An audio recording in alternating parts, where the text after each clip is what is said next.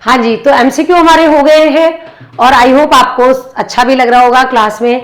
देखिए टीम ने और मैंने काफ़ी मेहनत के बाद इस एमसीक्यू या आपकी जो मैराथन है उसको प्लान किया है। अब थोड़ी सी चर्चा कर लेते हैं जी अपने थ्योरी वाले सेगमेंट पे।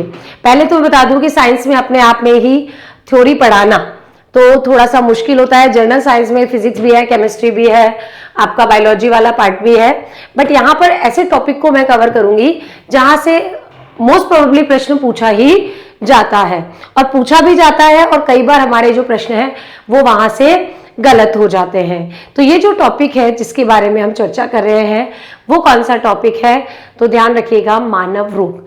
मानव रोग एक ऐसा टॉपिक है जहां से प्रश्न पूछा जाता है और कई बार जो है प्रश्न हमारा गलत भी हो जाता है।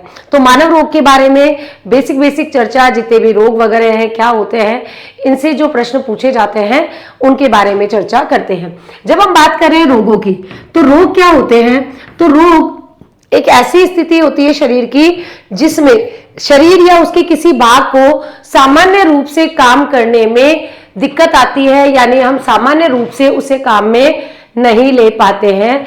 ऐसी स्थिति में हमारा जो शरीर है वो रोगग्रस्त हो जाता है और हम रोगी बन जाते हैं। ठीक है, ये हमने को ध्यान रखना है। पैथोलॉजी क्या होता है? जिस विज्ञान के अंतर्गत हम रोग या रोग के कारण या उसके उपचार आदि का वैज्ञानिक अध्ययन करते हैं उसे हम कहते हैं रोग विज्ञान, या इंग्लिश में कहते हैं पैथोलॉजी। तो पैथोलॉजी आपसे पूछा जा सकता है कि पैथोलॉजी आपको ध्यान रखना है। अगर हम बात करें रोग के, एक चार्ट के माध्यम से पूरे रोग हम आराम से समझ लेंगे, तो आप बने रहें। तो एक मिनट जी,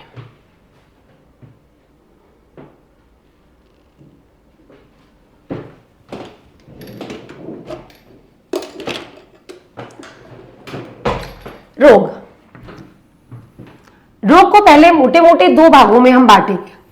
दो भाग कौन से हैं? एक जन्मजात और एक अर्जित रोग। तो जन्मजात रोग, अब इसको आपको पता ही है जन्मजात कौन से रोग होते हैं? वे रोग जो जन्म के समय से ही हमारे उपस्थित होते हैं और शरीर जो है उसकी कई सारी क्रियाओं को वो असामान्य कर देते हैं। ऐसे रोगों को हम क्या कहते हैं जी? तो जन्मजात रोग कहते हैं। तो जन्मजात से वैसे भी पता चल जाता है कि भाई ये जो है जन्म से हमें मिलते हैं। कारण क्या है इनका?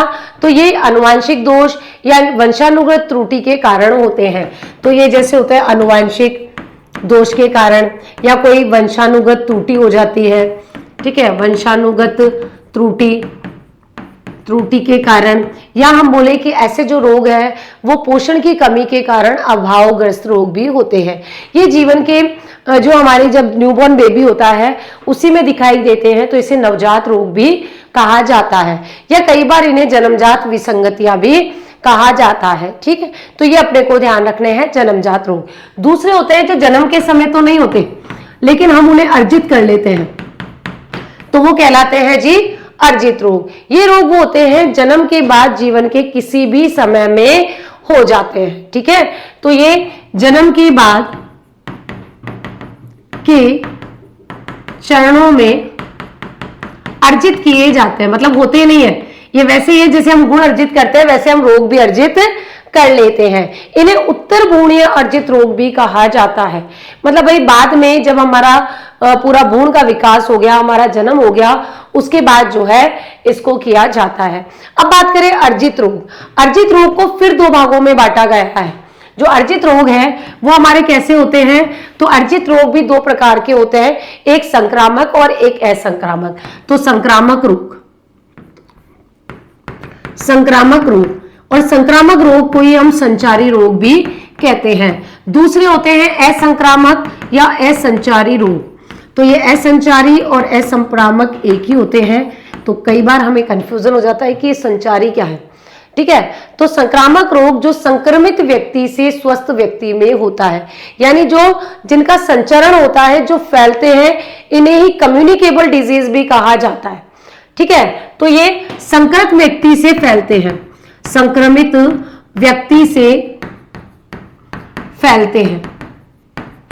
तो एक संक्रमित व्यक्ति है वो इन रोगों को फैलाता है, जो भी स्वस्थ व्यक्ति उससे मिलेगा वो उसको रोगी बना देगा। इन्हें ही संचारी कहते हैं, इन्हें ही कम्युनिकेशन कहते हैं, कम्युनिकेबल डिजीज कहते हैं, इन्हें ही आप संक्रामक रोग भी कहते हो। इन रोगों के कारण क्या होते हैं? रोगजनक।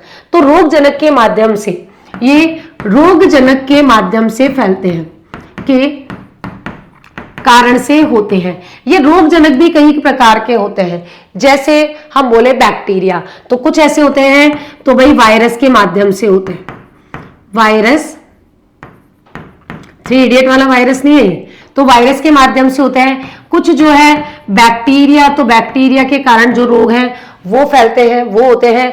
फिर होते हैं कुछ कृमि के माध्यम से, ठीक है, कुछ कवक के माध्यम से होते हैं, और कुछ जो होते हैं प्रोटोजोआ के माध्यम से होते हैं। तो ये अलग अलग माध्यमों से या जो रोगजनक होते हैं उनके कारण से होते हैं, इसलिए ये सारे हमें पढ़ने हैं। यहाँ से पूछे जाते हैं कि बैक्टीरिया जनित रोग कौन सा है, वायरस जनित रोग कौन सा है, प्रोटोजोआ से कौन से रोग होते हैं, ये सब। असंक्रामक और असंचारी, यानी वे रोग जो एक व्यक्ति से दूसरे व्यक्ति में नहीं फैलते, यानी ये संक्रमण नहीं होता, इनका संक्रमण नहीं होता है, ये एक व्यक्ति से दूसरे व्यक्ति में नहीं फैलते हैं। तो एक व्यक्ति से दूसरे व्यक्ति में नहीं फैलते हैं, तो अगर आपको हो गया तो कोई दिक्कत नहीं है, आप ही को रहेगा, ये दूसरे में नहीं फैलेगा, ठीक है। कौन से रोग होते हैं बोले मैडम ऐसे रोग? भाई जीवन शैली के रोग, जीवन शैली के रोग। जैसे मोटापा है, आपका दोस्त अगर मोटा है तो उससे आप मोटे थोड़ी हो जाओगे, नहीं होगे ना, तो भाई वो मोटापा ऐसा रोग है क्योंकि फैलता नहीं है, ठीक है। अनुवांशिकता, अनुवांशिक रोग, या बोले कि पोषण की कमी के रोग, जिसे अभाव रोग या पोषण की कमी के रोग जो है। अगर आप में प्रोटीन की कमी है तो जरूरी थोड़ी आपका दोस्त के भी प्रोटीन की कमी हो, नहीं है ना। आपके किसी विटामिन की कमी हो तो उसमें विटामिन की कमी हो, नहीं जी, ऐसा नहीं होता। जैसे मधुमेह, डायबिटीज कभी भी जो है एक से दूसरे व्यक्ति में नहीं फैलता है। तो जैसे मधुमेह, जैसे कैंसर, कैंसर भी कभी एक दूसरे से नहीं फैलता है। हार्ट अटैक, कि मेरे हार्ट डिजीज है, ठीक है, तो आपके भी हार्ट डिजीज हो जाए, बिल्कुल नहीं। तो भाई हृदय रोग, ठीक है, तो हृदय रोग, या बोले आप बीपी, ब्लड प्रेशर, तो ये ब्लड प्रेशर, डायबिटीज, ये कभी भी फैलते नहीं हैं। जिस व्यक्ति में होते हैं वही इसके संक्रमण से ग्रसित माना जाता है। तो ये क्या है जी? सब असंक्रामक रोग है, ठीक है। तो ये अपने को ध्यान रखने हैं, संक्रामक और असंक्रामक। अब संक्रामक जो रोग हैं वो भी अलग अलग तरीके के होते हैं, वायरस वाले, जीवाणु वाले, प्रोटोजोआ वाले और कृमि वाले। जबकि असंक्रामक रोग भी अलग अलग प्रकार के होते हैं। इनकी अब एक एक करके बात करेंगे, ठीक है जी। तो ये आपको एक चार्ट के माध्यम से इतना तो समझ में आ गया होगा कि ये संक्रामक क्या है, असंक्रामक क्या है, जन्मजात क्या है, और आपके जो अनुवांशिक रोग हैं वो कौन कौन से हैं, ठीक है। तो ये तो आई थिंक आपको क्लियर हो गया होगा एक पिक्चर के माध्यम से। अब इनकी पूरी डिटेल से बात करेंगे, क्योंकि आपसे प्रश्न भी थोड़ा डिटेल में ही पूछा जाता है, यहाँ से सिंपल प्रश्न जो है वो नहीं पूछा जाएगा। तो क्लियर हो गया, तो प्रश्न जो है वो भी हमसे डिटेल में ही पूछा जाएगा। तो अब एक एक करके जैसे हम बात करें कौन से रोग है जो जीवाणु के हैं, तो यह आपसे पूछा जाता है निम्न में से कौन सा रोग जो है वो जीवाणु जनित नहीं है। मैं अगेन बोलूंगी, साइंस और इकोनॉमिक्स दो ऐसे सब्जेक्ट हैं जहां पर आप इंग्लिश वर्जन को थोड़ा प्रेफर करिएगा। ऐसा नहीं है सिर्फ हिंदी वाले वर्ड्स पढ़ लें, ठीक है। तो चलो पहले बात कर लेते हैं वायरस जनित रोगों की। वायरस जनित रोग, वायरस जनित रोग, जनित रोग, वायरस वाले कौन कौन से रोग हैं? तो जैसे पहले एक लिस्ट ध्यान रख लेना जहां से अपना काम हो जाएगा। जैसे खसरा, ठीक है, तो इसमें आप डीपीटीपी याद रख लेना पूरा एक, तो भी चल जाएगा डीपीटी, ठीक है। तो खसरा है, डेंगू है, आपका मम्स है, मम्स, ठीक है, ये भी क्या है आपका, मम्स को ही गलसुआ भी कहते हैं, ठीक है। चेचक है आपकी, तो चेचक है। छोटी माता, बड़ी माता है, छोटी माता, ठीक है। स्मॉल पॉक्स ये भी इसी के अंतर्गत आती है। इसके अलावा पोलियो है, रेबीज है, एड्स है, polio, rabies, rabies, polio, rabies, AIDS, AIDS भी इसी से होता है। या फिर हम बोले कि चिकन पॉक्स है, चिकन पॉक्स भी इसी से होता है, वायरस जनित रोग है। इसके अलावा जीका या इबोला है, तो जीका, इबोला, इबोला, तो इबोला वायरस का भी, तो वैसे भी आपको नाम से ही पता चल जाता है कि वायरस वाले कौन से रोग हैं। इवन कोविड, कोविड भी ध्यान रखना, इन्फ्लुएंजा, इन फ्लू, इनको तो हिंदी में लिखना इन्फ्लुएंजा, इंग्लिश में ज्यादा इजी होता है, ठीक है। कोविड, तो कोविड ने तो हमें बहुत ही परेशान किया था, और ये भी क्या है जी, वायरस जनित रोग है। कुछ बैक्टीरिया वाले ध्यान रख लेना, तो जीवाणु जनित, ठीक है, यानी बैक्टीरिया जनित, और बैक्टीरिया को ही जीवाणु भी कहते हैं, ठीक है। तो हिंदी वाले जीवाणु जनित, जनित रोग, जीवाणु जनित रोग। जीवाणु जनित रोग कौन से हैं, जो भैया जीवाणुओं या बैक्टीरिया से होते हैं, जैसे हेजा, ठीक है, पर्टुसिस, हेजा, पर्टुसिस, ठीक है। और पर्टुसिस को ही हम क्या कहते हैं, काली खांसी भी कहते हैं। ट्रैकोमा, टाइफाइड, टाइफाइड ये भी किससे होता है, आपका जीवाणु से होता है, यानी बैक्टीरिया से होता है। प्लेग है, टीबी है, कुष्ठ है, प्लेग, टीबी, कुष्ठ रोग, ठीक है। तो कुष्ठ रोग जो है लेप्रेसी बैक्टीरिया से होता है, जैसे, तो कुष्ठ रोग अपने को ध्यान रखना है। एक जो है टिटनेस है, टिटनेस है, बोटुलिज्म है, बोटुलिज्म, तो बोटुलिज्म भी रोग ही होता है। निमोनिया है, डिप्थीरिया है, तो निमोनिया, डिप्थीरिया, डिप्थीरिया, तो निमोनिया है, डिप्थीरिया है। एंथ्रेक्स है, एंथ्रेक्स विशेष रूप से थोड़ा सा ध्यान रख लेना, ये कई बार पूछा जाता है, तो एंथ्रेक्स है। ट्रोकामा है, ट्रोकोमा, ये भी क्या है, तो आपका जीवाणु जनित रोग है। वैसे कई लोग बच्चे इनके ट्रिक भी बनाते हैं, लेकिन देखो मुझे ट्रिक से नहीं समझ में आता इतना, तो अगर आपके पास ट्रिक हो तो आप वैसे भी याद कर सकते हो। प्रोटोजोआ रोग, प्रोटोजोआ जनित रोग,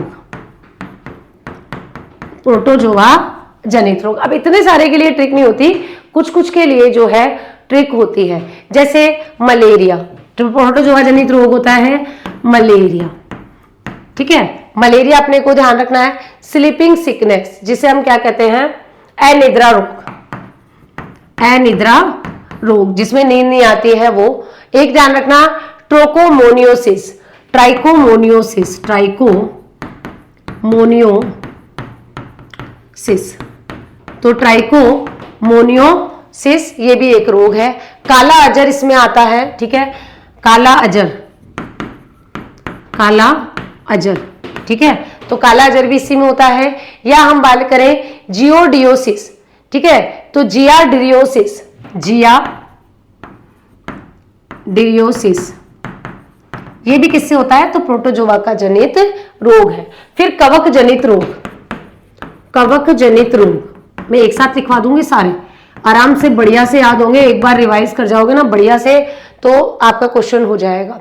जैसे इसमें था दाद, खुजली, दांत खाज खुजली है ना, तो फंगस है, खुजली है, खुजली हो जाती है ना हमारे, तो वो किससे होती है, कवक के कारण होती है। इसमें म्यूकरमाइकोसिस, तो म्यूकोरमाइकोसिस भी ध्यान रखना, म्यूकोरमाइसिस,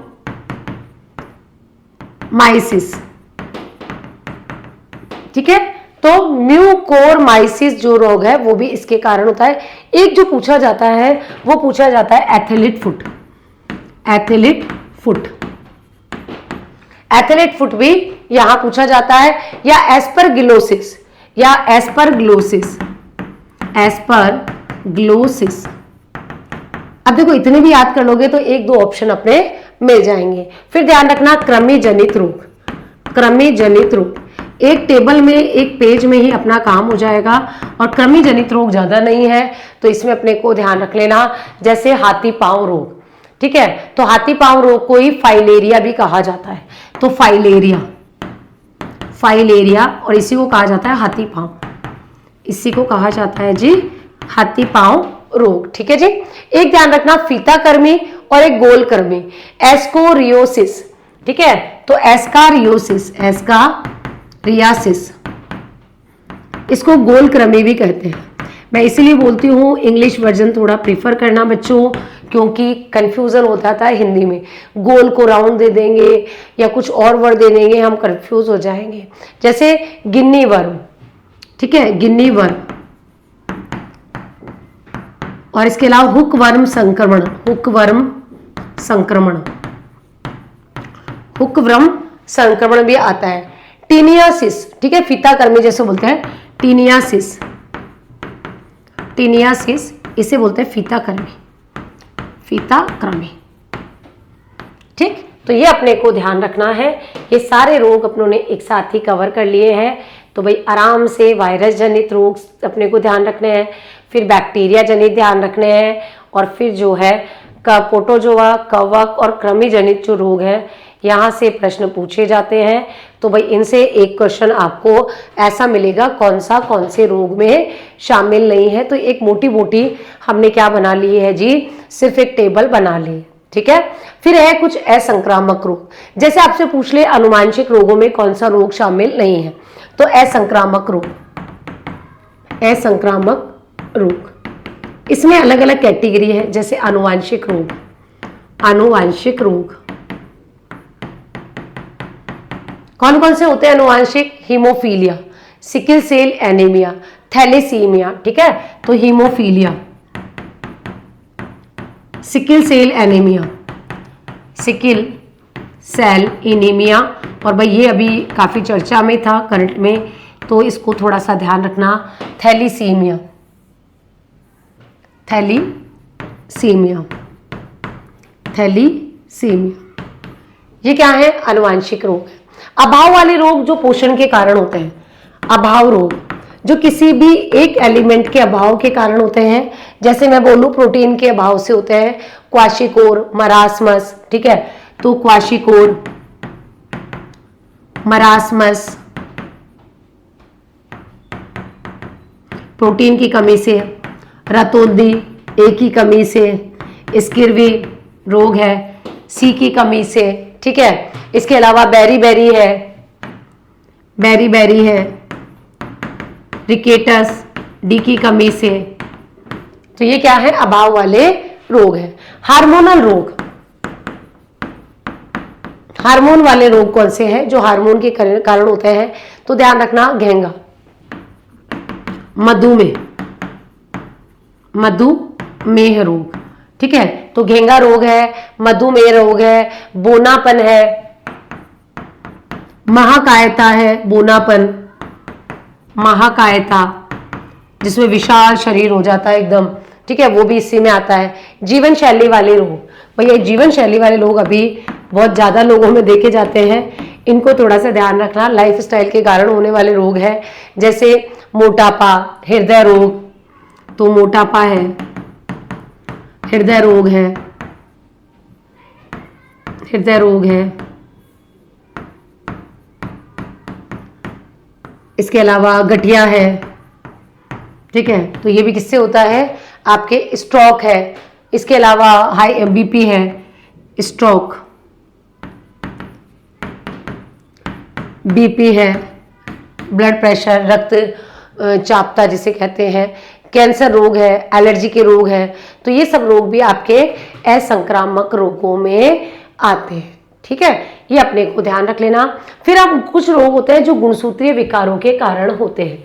तो गुणसूत्रीय विकार, गुणसूत्रीय विकार यानी गुणसूत्रों में जो विकार उत्पन्न होता है उसके कारण होने वाले रोग हैं। दो भागों में आप पढ़ सकते हो, एक होते हैं कायिक और एक होते हैं लिंग। दो प्रकार के गुणसूत्र होते हैं, एक तो कायिक गुणसूत्र और एक लैंगिक गुणसूत्र।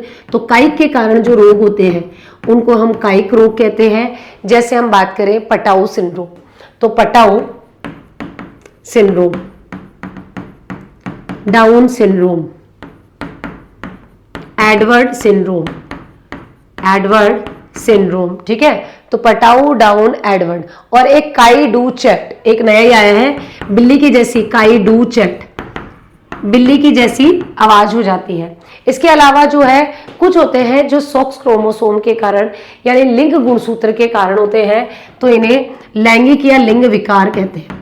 लैंगिक या लिंग विकार होते हैं, तो भाई जो लैंगिक गुणसूत्र होते हैं उनमें विकार के कारण होते हैं, जैसे Klinefelter syndrome, Klinefelter syndrome, Turner syndrome, Turner syndrome, ठीक है। इसके अलावा Jacob syndrome, super male syndrome, तो Jacob syndrome, super male syndrome, super male syndrome. और आई थिंक ये सब आपने एक बार तो पढ़ ही लिए होंगे अगर आपने साइंस वाला पोर्शन कंप्लीट कर लिया है। तो अगर साइंस वाला पोर्शन कंप्लीट हो गया है तो ये सब आपने अच्छे से रिवाइज कर लिए होंगे, और नहीं किया है तो भी कर लेना, क्योंकि भाई एग्जाम में ये पूछे जाते हैं, ठीक है। अब कुछ रोगों का वर्गीकरण संचरण के आधार पर होता है।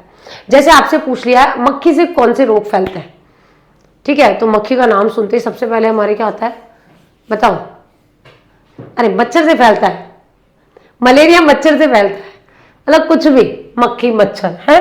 चल, तो देखो मक्खी और मच्छर से फैलने वाले रोग, मक्खी और मच्छर दोनों में अंतर समझ लेना। मक्खी से कौन से रोग फैलते हैं, जैसे पैचिस, पैचिस, हेजा, टाइफाइड, टाइफाइड, ठीक है। इसके अलावा दस्त, काला अजर, दस्त, काला अजर। मैडम दस्त कैसे फैलता है, अभी मैं पूरा डिटेल में नहीं बता सकती, आप पढ़ लेना, बट काला अजर, ठीक है। इसके अलावा नित्रा रोग, ठीक है, जो सीसी मच्छी से होता है ना, तो ये तो देखो काला अजर तो सैंड फ्लाई से होता है, सैंड फ्लाई से। एक निंद्रा रोग होता है, निंद्रा रोग सीसी मच्छी से होता है, सीसी मक्खी, तो ये सीसी मक्खी होती है। तो भाई ये तो है मक्खी वाले रोग, ठीक है। अब मच्छर जी को भी याद कर लेते हैं। मच्छर से जो रोग होते हैं वो अक्सर एग्जाम में पूछे जाते हैं, जैसे मलेरिया, तो मलेरिया, डेंगू, डेंगू भी मच्छर से होने वाला रोग है। चिकनगुनिया, जापानी मस्तिष्क बुखार, मस्तिष्क ज्वर, फिर है चिकनगुनिया। चिकनगुनिया में जोड़ों ओड़ों में बहुत दर्द होता है, चिकनगुनिया, ठीक है। या बोले हाथी पाँव, हाथी पाँव, जीका बुखार, जीका बुखार, ठीक है। या हम बोले सामान्य बुखार, पीला बुखार, वो भी इसी के माध्यम से होता है, जीका वायरस वाला। तो भाई ये मधुमक्खियों वाले कुछ रोग हैं। कुछ ऐसे हैं जो आपके दूषित जल व भोजन से भी होते हैं, जैसे पेचिश है, हेजा है, हेपेटाइटिस ए और ई है, ठीक है। तो जो दूषित जल और भोजन से होते हैं, तो जल और भोजन से होते हैं, जल व भोजन से हेजा होता है, पेचिश होता है, ठीक है। तो हेजा पेचिश आपको पता ही है। इसके अलावा ध्यान रखना एक हेपेटाइटिस ए और ई, ठीक है। तो टाइफाइड, पोलियो, पोलियो और हेपेटाइटिस,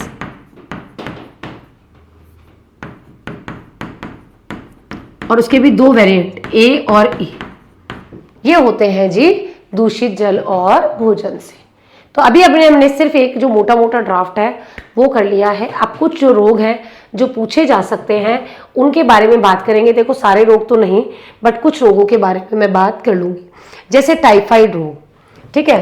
तो सीधा अपन बात करेंगे क्या क्या प्रश्न पूछे जा सकते हैं। टाइफाइड, टाइफाइड में दो तीन चीजें ध्यान रखना। एक तो भाई इसका रोग कारक क्या है, बैक्टीरिया, तो सैल्मोनेल टाइफी, ठीक है, सैल्मोनेल टाइफी, टाइफी बैक्टीरिया, तो ये बैक्टीरिया वाला रोग है।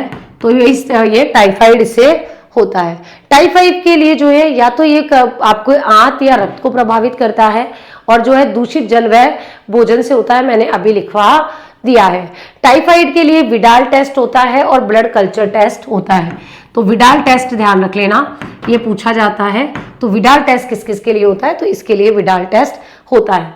टीबी, अगला रोग है जी टीबी। टीबी को हम क्या कहते हैं, नाम ही क्या है, इसे क्षय रोग भी कहा जाता है, क्षय रोग। और इसका बैक्टीरिया कौन सा है, तो बैक्टीरिया ध्यान रखना ट्यूबरक्लोसिस, माइक्रोबैक्टीरियम ट्यूबरक्लोसिस, माइक्रोबैक्टीरियम बचपन से याद कर रहे हैं इसको, बैक्टीरियम ट्यूबरक्लोसिस, ट्यूबरक्लोसिस, और इससे होती है जी टीबी। और टीबी जो है अलग अलग प्रकार की होती है, ये फेफड़े या वायु, फेफड़े को ज्यादा संक्रमित कर ली है, इसके लिए जो टेस्ट होता है वो मॉन्टेक्स टेस्ट होता है, ठीक है। तो मॉन्टेक्स टेस्ट या स्पेमडम टेस्ट होता है, तो आप ध्यान रखना मॉन्टेक्स टेस्ट। मॉन्टेक्स टेस्ट जो है वो टीबी के लिए किया जाता है, इसका उपचार किया जाता है डी डॉट से, है ना। तो इसके लिए डॉट्स थेरेपी यूज की जाती है। तो डॉट्स तकनीक जो है या थेरेपी जो है उसके माध्यम से इसका इलाज किया जाता है। लंबे समय तक निकट संपर्क से बचाव करना चाहिए, टीबी वाले व्यक्ति के साथ नहीं रहना चाहिए, मास्क लगा के रखना चाहिए, हवादार कमरे में रहना चाहिए। इसकी दवाई जो है रिफॉम्बोपिसिन है, ठीक है। और इसके लिए एक टीका होता है बीसीजी का टीका, बीसीजी टीका जो है वो भी इसके लिए लगाया जाता है। ट्यूबरक्लोसिस, निमोनिया, अगली बीमारी कौन सी है जी? निमोनिया। ये सारी आपने सुनी हुई बीमारियां हैं। निमोनिया, निमोनिया की बात करें तो इसको कौन सा बैक्टीरिया होता है? तो ध्यान रखना स्ट्रेप्टोकोकस निमोनिया, स्ट्रेप्टोकोकस निमोनी, ठीक है। ये इसका बैक्टीरिया होता है। फेफड़ों में ये होता है ज्यादातर, इसके लिए चेस्ट एक्सरा वगैरह किया जाता है, एंटीबायोटिक होता है। न्यूमोकोकल टीका इसके लिए लगता है, तो न्यूमोकोकल टीका इसके लिए लगाया जाता है। निमोनिया का टीका बच्चों को लगता है, और देखना बच्चों के, हर बच्चे के बचपन में एक ना एक बार जो है वो निमोनिया होता ही होता है। हेजा का नाम कोलेरा भी होता है, क्योंकि कोलेरा इसलिए बता रही हूं क्योंकि इसका बैक्टीरिया इजीली याद हो जाएगा। इसका बैक्टीरिया है ब्रिवियो कॉलेरी। क्या है जी? ब्रिवियो कॉलेरी इसका बैक्टीरिया है। तो कोलेरा से कोलेरी आराम से याद हो जाएगा। छोटी आंत को सबसे ज्यादा प्रभावित करता है, दूषित जल या भोजन से होता है, ये ध्यान रखना। और ओआरएस का घोल पिलाया जाता है, ठीक है। तो भाई ध्यान रखना, छोटी आंत को प्रभावित करता है और ओआरएस का घोल पिलाया जाता है। तो ओआरएस इसके तहत पिलाया जाता है। पानी को उबाल के पिलाओ, क्योंकि भाई दूषित जल या भोजन से होता है, खुले में शौच वगैरह नहीं करना होता है। एंटीबायोटिक लेते रहो, ये आराम से ठीक हो जाता है, ठीक है। फिर ध्यान रखना, अगला रोग है डिप्थीरिया।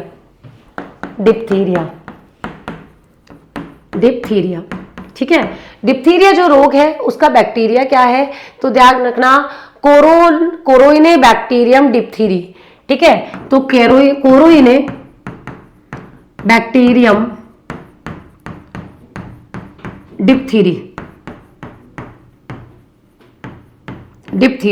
ये इसका बैक्टीरिया है, डिप्थीरी, ठीक है। ये इसका बैक्टीरिया है।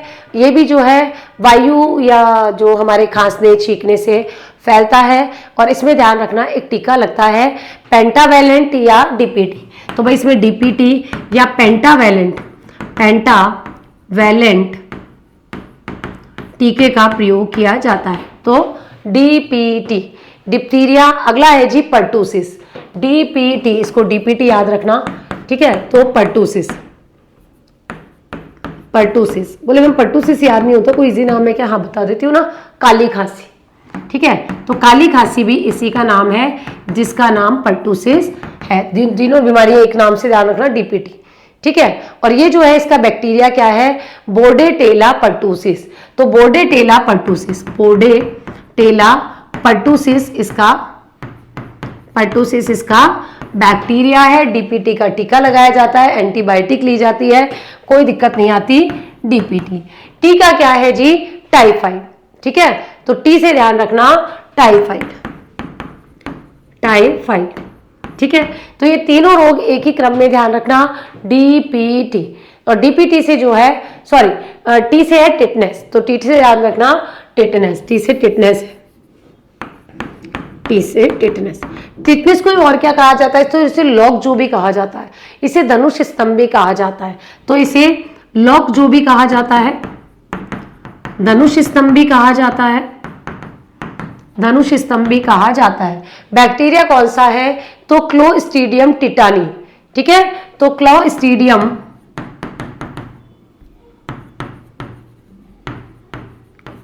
टिटोनी, और इसके लिए भी डीपीटी का टीका लगाया जाता है।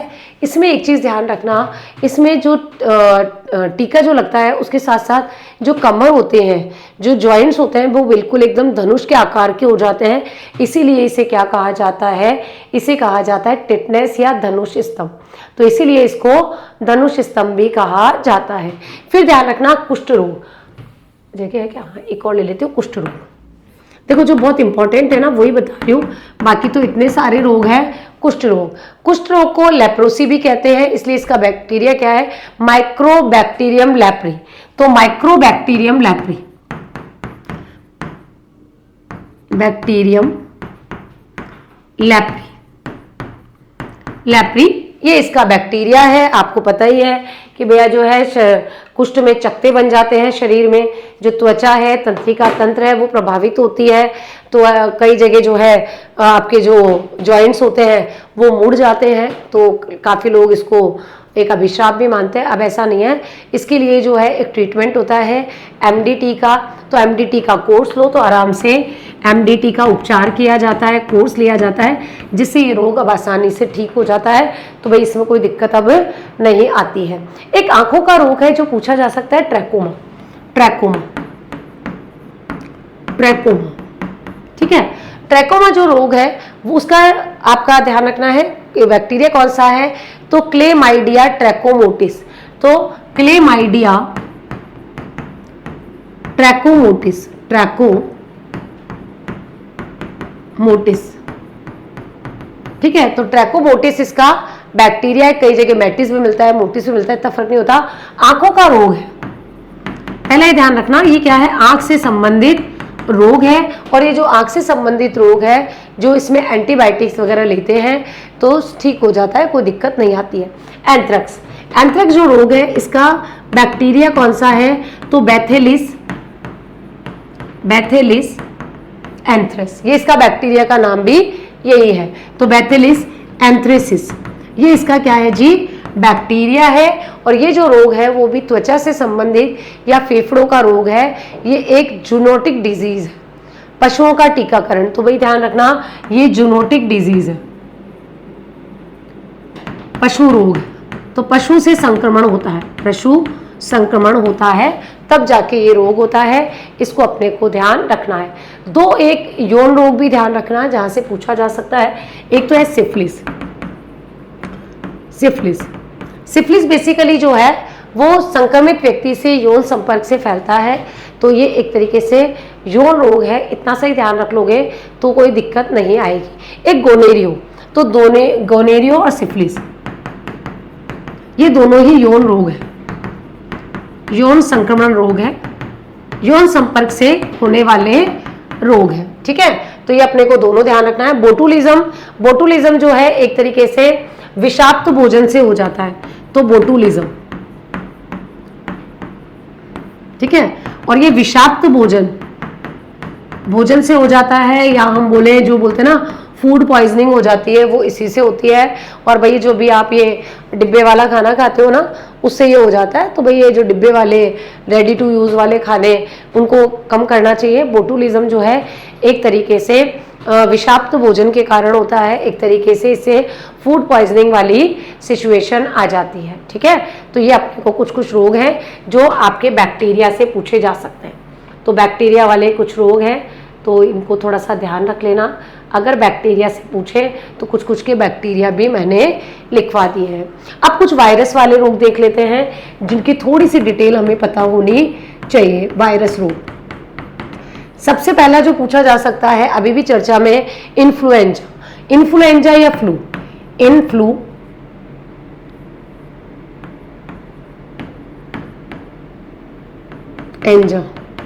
या इसी को कहते हैं फ्लू। दो वेरिएंट होते हैं, H1N1 और H151। तो ये दोनों वेरिएंट ध्यान रखना, H1H1 और H5N1, ठीक है। ये दोनों पूछे जा सकते हैं। एक स्वाइन फ्लू है और एक बर्ड फ्लू है।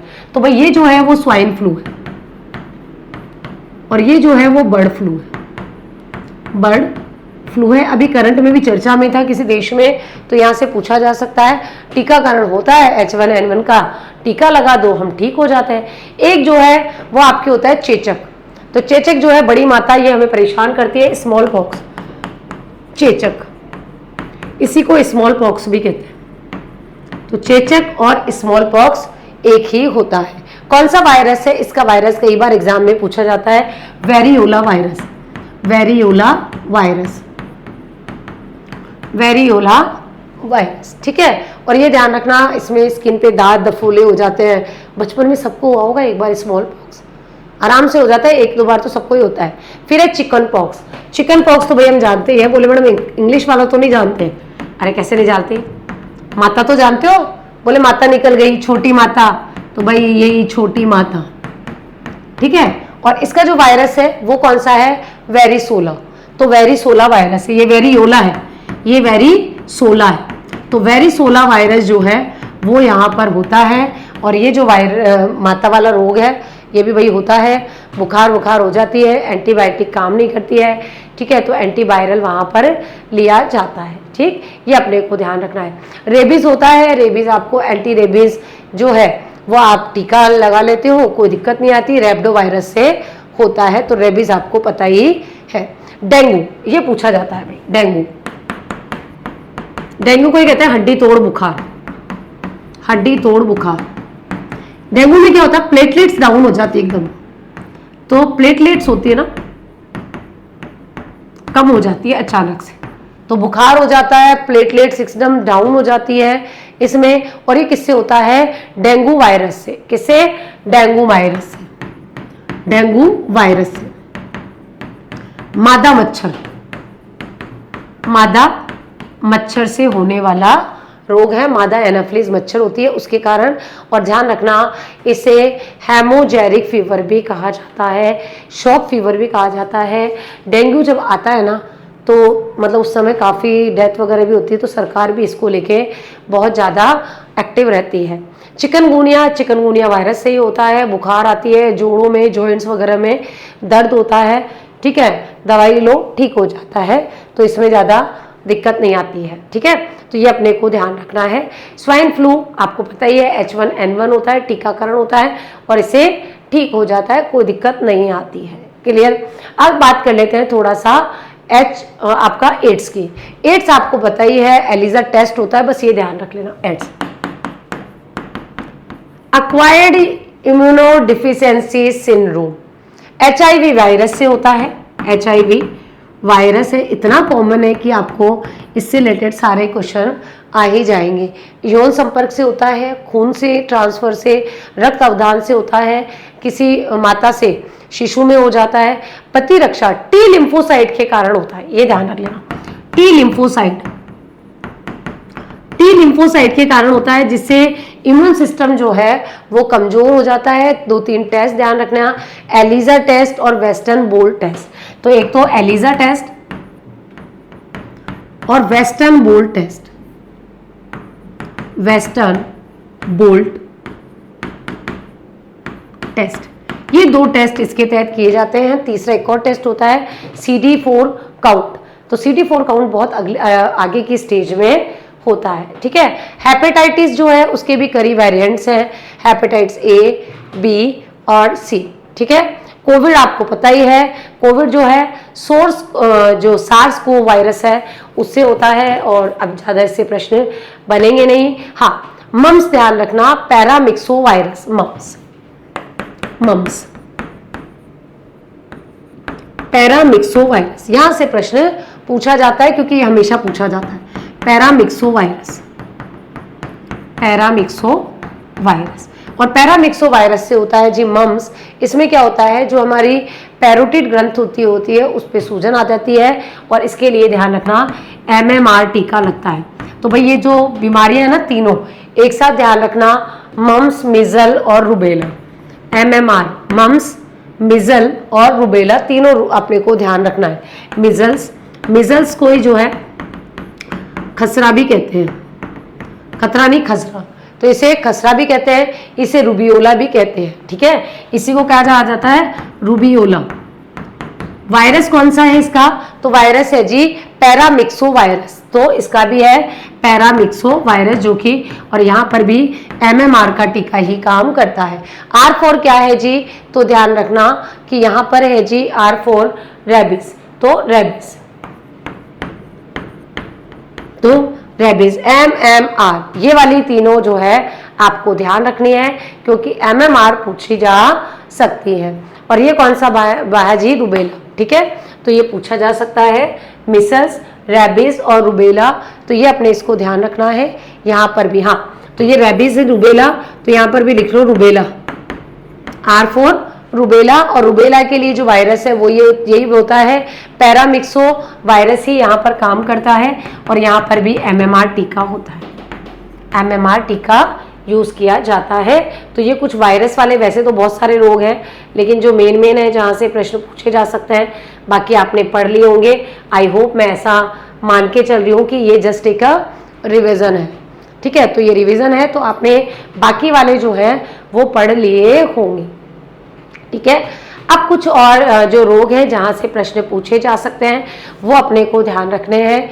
जैसे मैं बात करूँ तो आपको ध्यान रखना है, अमीबिया पैचिश आपको पता ही है, भोजन से, जल से, इनसे होता है। पायरिया जो है, मुंह में बदबू आती है, मसूड़ों में मवाद भर जाती है, दांतों में पीलापन आ जाता है, तो यहाँ से नहीं पूछा जाता है ज़्यादा। मलेरिया, ये ध्यान रखना, मलेरिया, मलेरिया किसके कारण होता है, प्लाज्मोडियम, ठीक है। तो कवक क्या है, प्लाज्मोडियम, प्लाज्मोडियम किसके कारण, और इसका वाहक कौन है, मादा एनाफ्लीज मच्छर, मादा एनाफ्लीज मच्छर, मादा एनाफ्लीज मच्छर इसकी वाहक होती है। तो वाहक भी ध्यान रखना, और किसके कारण होता है ये भी ध्यान रखना। और इसके कई सारे जो है वेरिएंट्स होते हैं प्लाज्मोडियम की, वाइवेक्स, कैल्सीपेरम, मलेरियाई और ओलेरियो, ये भी कई बार पूछ लिया जाता है। तो इसके कई सारे वेरिएंट्स होते हैं प्लाज्मोडियम के भी, वो भी ध्यान रखना, जैसे वाइवेक्स, वाइवेक्स, ओलेरियो, ओलेरियो, तो वाइवेक्स है, ओविली है, मलेरियाई है या कैल्सीपेरम है, तो कैल्सीफेरम, ठीक है। और मलेरियाई, मलेरियाई, ये इसके अलग अलग वेरिएंट हैं जिसके कारण ये रोग होता है, ठीक है। कृमि वाले जनरली पूछे नहीं जाते हैं। हाथी पांव ध्यान रख लेना, इसे ही फाइलेरिया भी कहा जाता है। इसमें जो पैर होते हैं ना बहुत सूज जाते हैं, ऐसे हो जाते हैं जैसे हाथी के पैर हैं, इसलिए इसे हाथी पांव भी कहा जाता है, और फाइलेरिया भी इसे कहा जाता है। ये कई बार पूछ लिया जाता है, ठीक है। पहले नारू रोग पूछा जाता था, लेकिन आजकल नहीं पूछा जाता, क्योंकि ये जो है अब आजकल इतना ज़्यादा होता नहीं है। कैंसर, ये थोड़ा सा डिटेल में बात करते हैं। कैंसर कारण क्या है, कोशिकाओं का अनियंत्रित विभाजन होना, कोशिकाओं का अनियंत्रित विभाजन शुरू हो जाता है, और ऐसी स्थिति हमारी कैंसर होती है। कैंसर के कई सारे कारण होते हैं, जैसे एक्स किरणों से, यूवी किरणों से, या हम बोले तंबाकू का सेवन करते हैं, निकोटीन वगैरह का, उसके कारण, रेट्रोवायरस के कारण भी ये रोग हो जाता है। इसमें दिक्कत क्या होता है, इसमें जब कोशिकाओं का अनियमित विभाजन होता है तो आपके जो घाव होते हैं वो नहीं भरते हैं, रक्तस्राव जो है वो ज़्यादा हो जाता है, ठीक है, निकलने वगैरह में दिक्कत आती है, शरीर के अलग अलग भागों में ट्यूमर या जो गांठ है वो बन जाती है। इसके कई सारे प्रकार होते हैं जहां से प्रश्न पूछे जाते हैं। तो कैंसर के प्रकार क्या, जैसे एक प्रकार होता है कार्सिनोमा, कार्सिनोमा त्वचा से संबंधित होता है, तो कार्सिनोमा, कार्सिनोमा स्किन कैंसर होता है, इसे आप स्किन कैंसर भी कह सकते हो, त्वचा से संबंधित ये होता है। तो त्वचा की जो कोशिकाएं हैं, जो आंतरिक अंगों की परतें हैं, ग्रंथियां हैं, वो इसमें इफेक्ट होती है, ठीक है। फिर है साकोरमा, साकोरमा मांसपेशियों से संबंधित होता है, साकोरमा, ठीक है, ये मांसपेशियों से संबंधित होता है, मसल से संबंधित होता है, या हम बोले संयोजी जो यूतक होते हैं उनसे संबंधित होता है, जिसे हम कहते हैं जी सार्कोमा। एक होता है जी ग्लियोमा, मस्तिष्क से संबंधित होता है, जिसे ब्रेन कैंसर भी कहते हैं, ग्लियोमा। और ग्लियोमा का संबंध होता है मस्तिष्क, तो मस्तिष्क और केंद्रीय तंत्रिका तंत्र से, तो मस्तिष्क व केंद्रीय तंत्रिका तंत्र से, वह केंद्रीय तंत्रिका तंत्र से इसका संबंध होता है। ठीक है, एक है लिम्फोमा, तंत्रिका तंत्र से, लिम्फोमा। ठीक है, तो इसको ध्यान रखना, लिम्फोमा क्या है, तो लसिका तंत्र से, ठीक है, लसिका तंत्र से को प्रभावित करती है। एक होता है आपका मेलानोमा, त्वचा पर जो तिल वगैरह होते हैं, पिगमेंटेड मोल्स होते हैं उनको, तो मेलानोमा। और मेलानोमा जो होता है तंत्रिका के वर्णयुक्त तिलों को, तो त्वचा पर स्थित त्वचा के तिलों को प्रभावित करते हैं। ठीक है, तो जो मोल्स होते हैं उनको ये प्रभावित करते हैं। रेटिना ब्लास्टोमा, ठीक है, तो रेटिना ब्लास्टोमा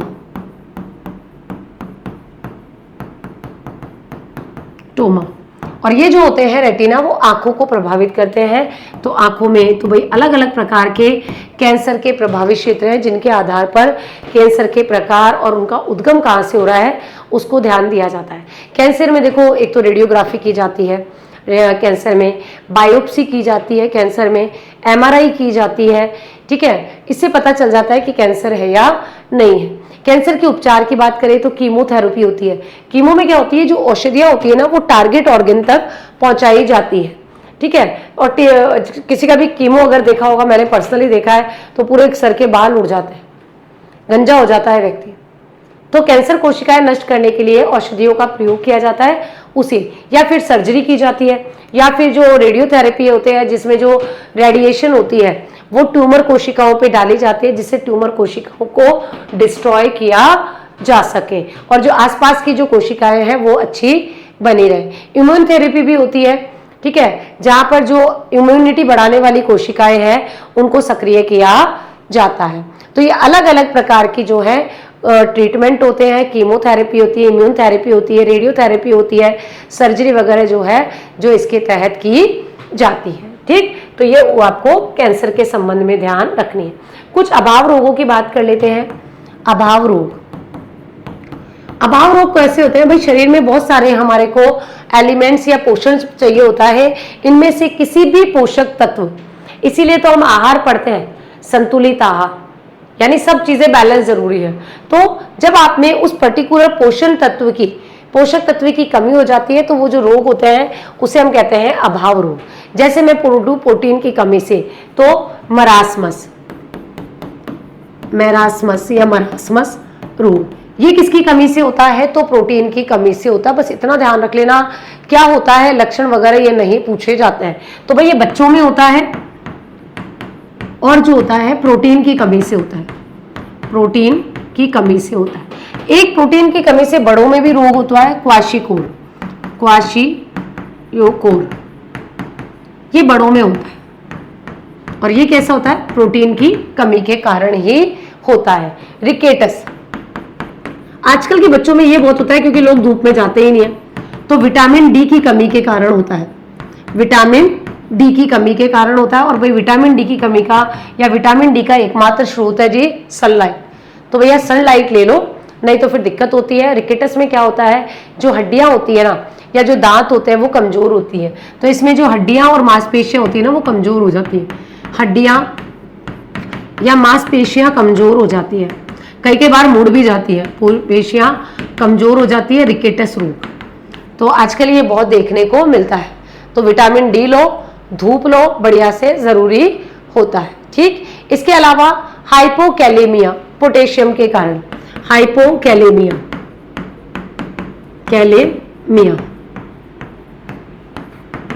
ये पोटेशियम के कारण है। अभी तक नहीं पूछे जाते थे लेकिन अब हो सकता है पूछा जाए। इसमें क्या होता है तो ध्यान रखना, जो हमारी आपका हार्ट है वो इफेक्ट होता है, ठीक है। तो ये होता है हाइपोकैलेमिया। सोडियम का जो है हाइपोनेट्रेमिया, ठीक है, हाइपोनेट्रेमिया, हाइपोनेट्रेमिया, ये सोडियम के कारण होता है। ये किसके कारण होता है जी? सोडियम के कारण होता है, तो सोडियम वाला भी ध्यान रखना। B1 के कारण होता है बेरी बेरी, तो विटामिन, अब विटामिन वाले एक साथ करवा देती हूँ, विटामिन वाले, तो भाई आपको ध्यान रखना बेरी बेरी, बेरी से B, तो B से B1 की कमी के कारण, तो B1 की कमी के कारण होता है बेरी बेरी रोग। तो बेरी बेरी या विटामिन ए की कमी, जिसे थायमिन भी कहते हैं, उसके कारण होता है वजन घट जाता है, भूख भूख नहीं लगती है, कमजोरी बहुत ज़्यादा हो जाती है। एक होता है विटामिन B3 के कारण, ठीक है, जिसे हम कहते हैं पेलेग्रा रोग, ठीक है। तो पेलेग्रा रोग विटामिन B3 की कमी के कारण, B3 की कमी के कारण, और ये जो है पेलेग्रा रोग होता है, ये भी ध्यान रखना है। नाइसिन होता है vitamin B3। Scurvy vitamin C की कमी के कारण, स्कर्वी दांतों से संबंधित रोग है विटामिन C की कमी के कारण, विटामिन C की कमी के कारण। तो ऊपर तो B वाले थे, ये विटामिन C की कमी के काम होता है, स्कर्वी रोग होता है। दांतों मसूड़ों में जो है रक्तस्राव हो जाता है, तो विटामिन G, B वाली चीज़ें खा लो, खट्टी चीज़ें खा लो, आराम से सही होता है। नाइट ब्लाइंडनेस जिसे कहते हैं रतौंधी, ठीक है, तो रतौंधी, रतौंधी विटामिन A के कारण, विटामिन A की कमी के कारण होता है रतौंधी। और रतौंधी में होता क्या है? नाइट ब्लाइंडनेस होती है, रात्रि में नहीं दिखता, ठीक है, तो रात्रि में नहीं दिखता, विटामिन A खाओ, ये सही हो जाता है। एक हो जाते हैं मेगा ब्लास्टिक एनीमिया, तो मेगा ब्लास्टिक एनीमिया, ठीक है, मेगा लो ब्लास्टिक एनीमिया, ये भी एनीमिया का एक प्रकार है। और एनीमिया जब भी लिखा हो ना तो समझ जाना भाई खून की कमी से संबंधित रोग है, ठीक है जी। तो ये किसके कारण होता है?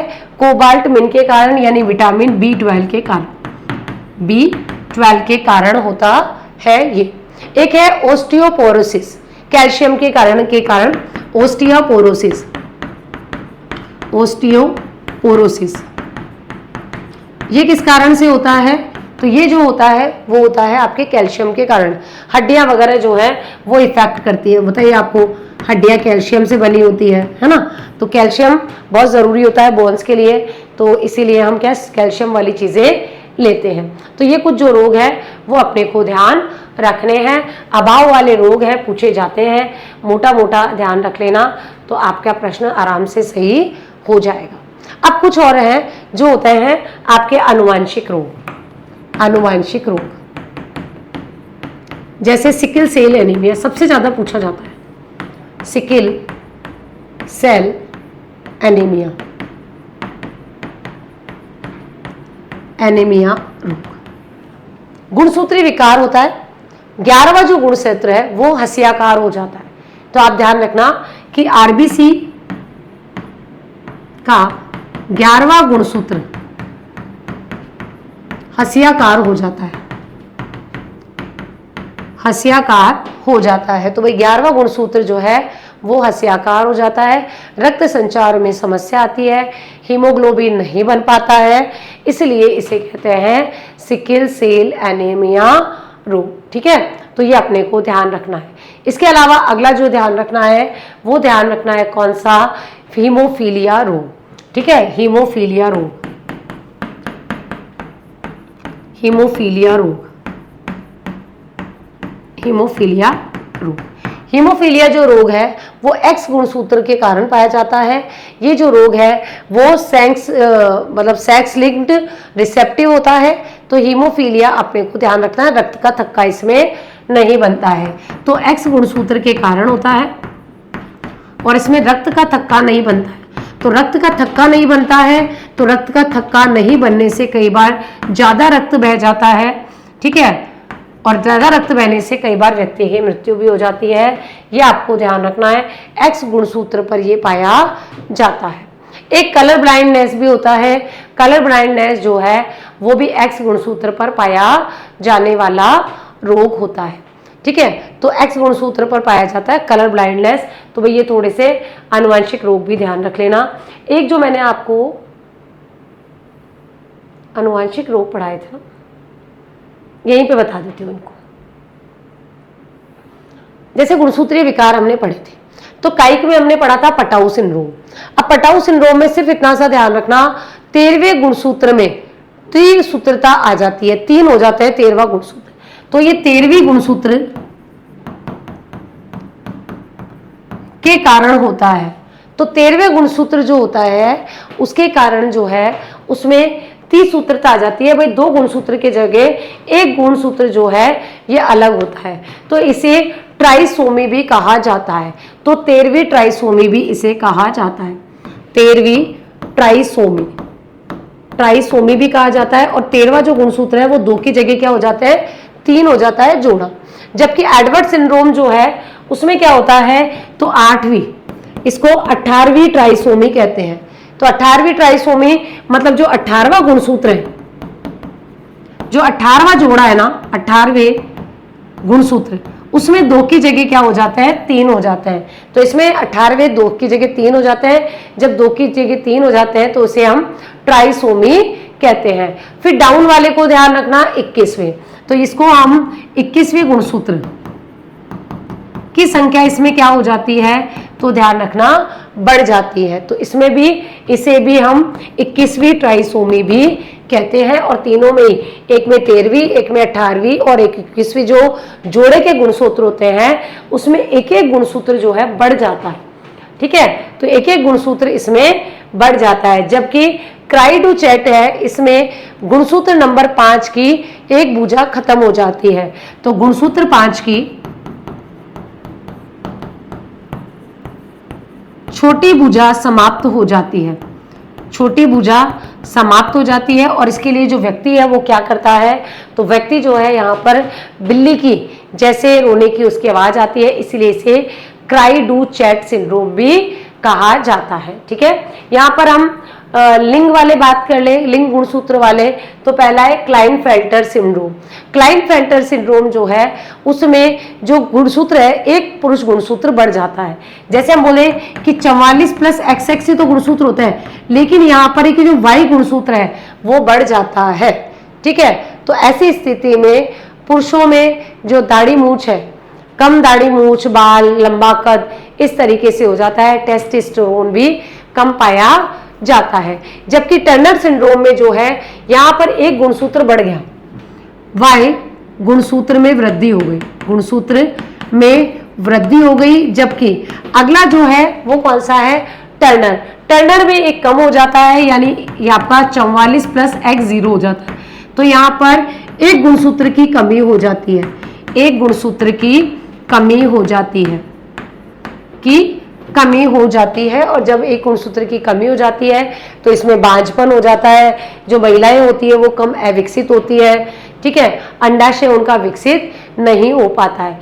एक होता है जिसमें एक गुणसूत्र बढ़ जाता है, जेकब, यानी 44 प्लस XXY।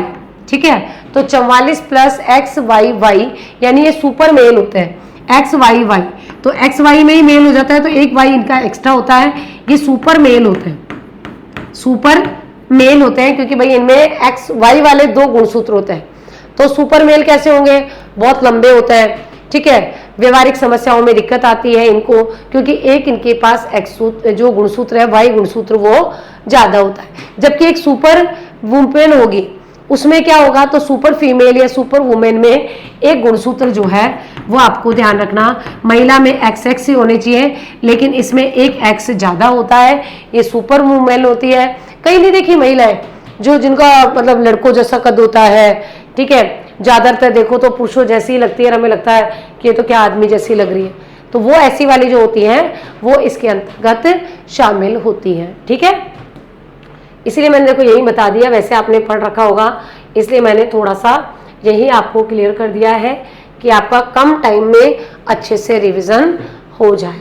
ठीक है, तो ये हमने जैसे कुछ और रोगों की बात कर ली जहां से प्रश्न पूछे जा सकते हैं। कुछ ऐसे रोग होते हैं जो प्रदूषक के कारण होते हैं, तो वहां से भी कई बार प्रश्न पूछे जाते हैं। प्रदूषक रोग, प्रदूषक रोग या आप वर्णांतता भी ले सकते हो।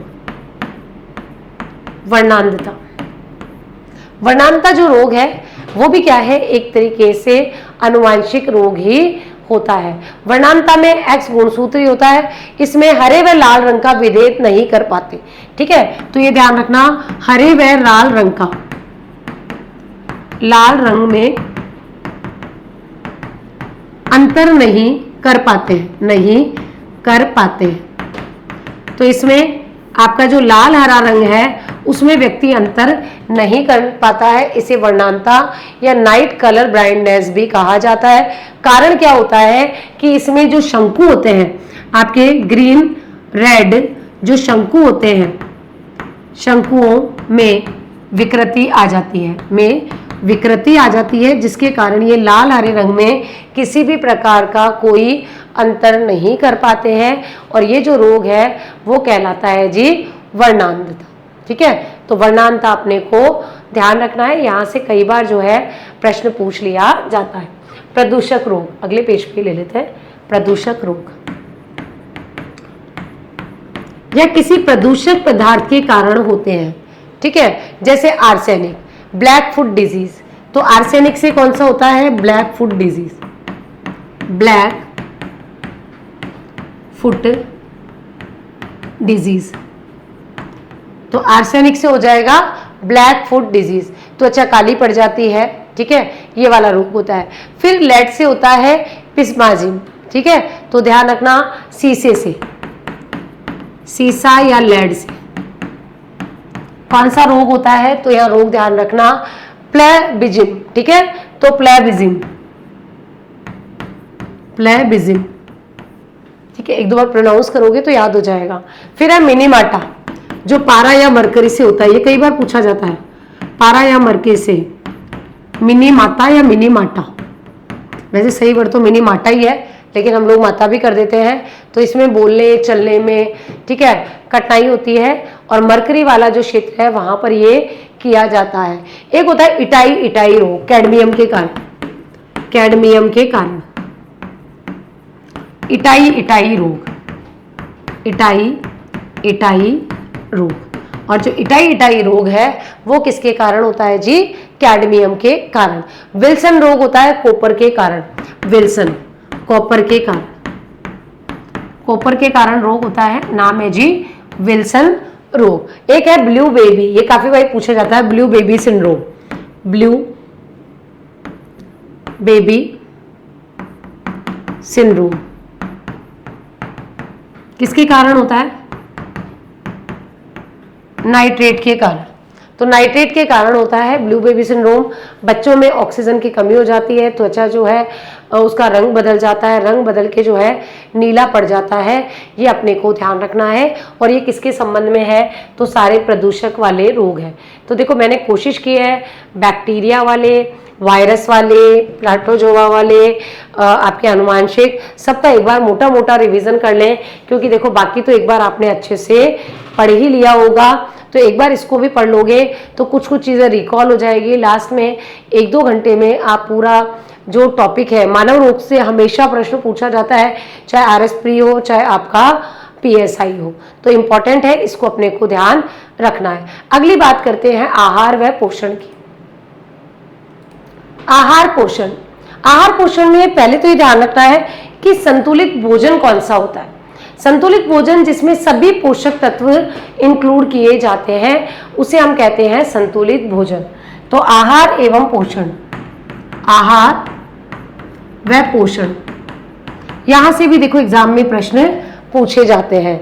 जब हम बात करते हैं आपके भोजन की, तो वहां पर अच्छा भोजन कौन सा होता है, वो भोजन जिसमें सभी पोषक तत्व संतुलित मात्रा में पाए जाते हैं। जैसे कार्बोहाइड्रेट पाया जाता है, प्रोटीन, वसा, खनिज और आपके विटामिन वगैरह ये सब पाए जाते हैं। अब यहाँ से कुछ चीजें तो हमें ऑलरेडी पता होती है, जैसे कार्बोहाइड्रेट CHO का रूप होता है। ठीक है, तो कार्बोहाइड्रेट, कार्बोहाइड्रेट ये क्या देते हैं, ये ऊर्जा के स्रोत होते हैं।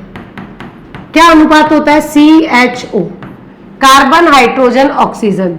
ठीक है, तो ध्यान रखना कार्बन हाइड्रोजन, ऑक्सीजन, ऑक्सीजन, ये इसमें पाया जाता है CHO। और CHO का अनुपात कितना होता है, तो कई बार अनुपात पूछ लिया जाता है, 1:2:1 इसमें पाया जाता है, और ये होता है कार्बोहाइड्रेट। और कार्बोहाइड्रेट का काम क्या होता है, तो कार्बोहाइड्रेट मुख्य रूप से जो है शरीर में एक एनर्जी देने का काम करता है, यानी इसके द्वारा जो है शरीर के तापमान को नियंत्रित किया जाता है, और एक जो है शरीर को एनर्जी दी जाती है। तो भाई ये तापमान को, शरीर के ताप को नियंत्रित करता है, ताप को नियंत्रित करने का जो काम है वो भी किसके द्वारा किया जाता है, कार्बोहाइड्रेट के द्वारा। अब कार्बोहाइड्रेट भी कई प्रकार के होते हैं, मोनोसैकेराइड, पॉलीसैकेराइड और फिर आपके डाइसैकेराइड। तो अलग अलग प्रकार के जो है कार्बोहाइड्रेट पाए जाते हैं। जैसे बात करूं मोनोसैकेराइड, ठीक है, तो मोनोसैकेराइड 3 प्रकार के होते हैं कार्बोहाइड्रेट, मोनोसैकेराइड, डाइसैकेराइड और पॉलीसैकेराइड, पॉलीसैकेराइड 3 अलग अलग प्रकार के हो गए। तो कई बार यहां से भी प्रश्न पूछ जाते हैं, जैसे ग्लूकोज, हम बात करें ग्लूकोज की, मोनोसैकेराइड है ग्लूकोज, इसे हम क्या कहते हैं, ब्लड शुगर भी कहते हैं, इसे हम ब्लड शुगर या जो रक्त शर्करा है वो भी इसे कहते हैं। फ्रुक्टोज होती है जिसे हम फल शर्करा कहते हैं, सबसे मीठी होती है फ्रैक्टोज, तो फ्रैक्टोज इसे हम फल शर्करा भी कहते हैं। सर्वाधिक मीठी जो शर्करा होती है, शुगर होती है, वो यही होती है। फिर है ग्लैक्टोज, इसे दुग्ध शर्करा कहते हैं, ग्लैक्टोज,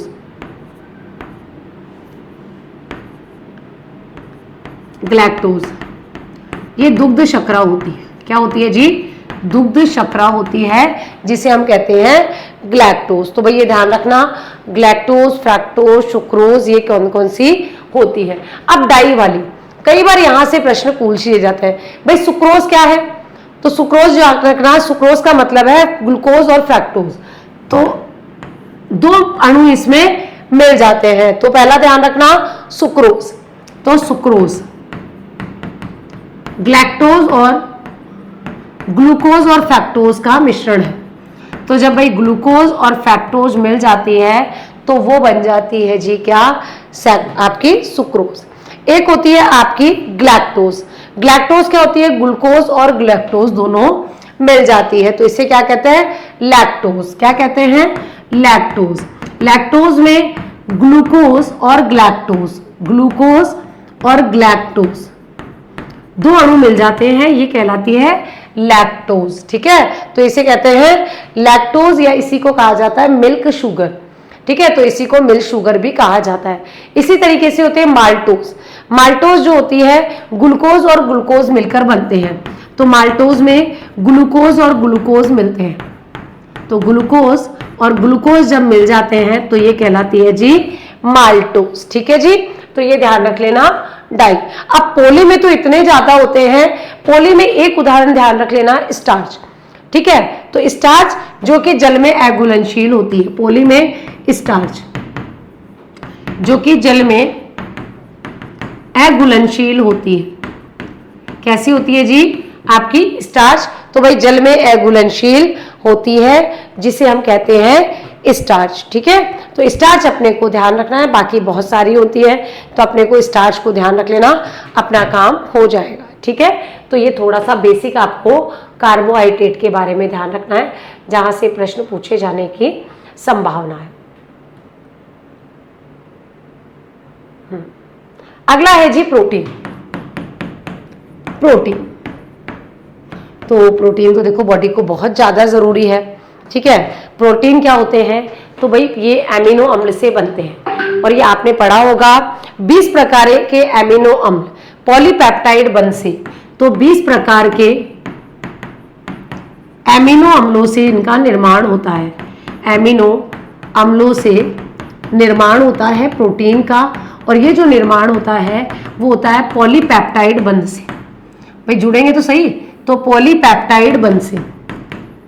भाई देखो आपने पढ़ रखा होगा कॉन्सेप्ट, तो आराम से आपको समझ में आ जाएगा, नए हो तो सुन लो तो भी आप कनेक्ट कर लोगे, कोई दिक्कत नहीं आएगी। ठीक है, तो पॉलीपेप्टाइड काम क्या होता है भाई प्रोटीन का, तो ये भी ध्यान रखना CHO और N से मिलके बने होते हैं। तो ये भी CHO N से, N मतलब नाइट्रोजन से मिलकर बने होते हैं। ठीक है, ये अपने को इसका काम क्या होता है, तो इसका मेन काम होता है शरीर की वृद्धि और रख रखाव में सहायता करना, ये मेन काम इसका होता है। तो मरम्मत करना, ठीक है, या हमारे शरीर की जो ऊर्जा आवश्यकताएं हैं उनको पूरा करना इसका काम होता है।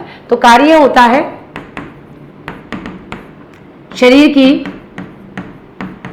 वृद्धि या मरम्मत करना, ये इसका मुख्य कार्य होता है जी, किसका, प्रोटीन का।